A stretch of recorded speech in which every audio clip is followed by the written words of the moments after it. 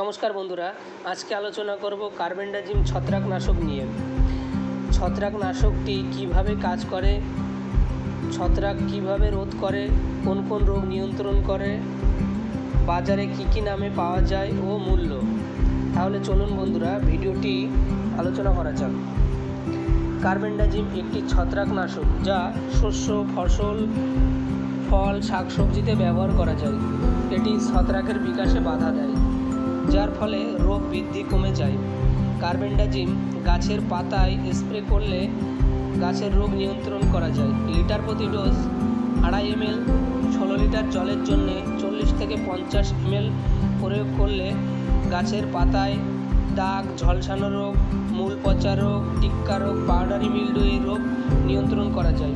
এটি সমস্ত প্রকার ফসলেই প্রয়োগ করা যায়। এটি আবার বীজ শোধনেও কাজ করে।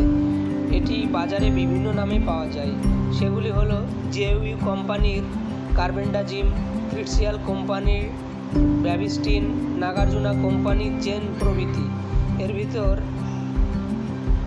ক্রিটসিয়াল কোম্পানির ব্যাভিস্টিনই একটি উন্নত মানের কার্বেন্ডাজিম, যা ফসলের পক্ষে খুবই কার্যকারী। নমস্কার।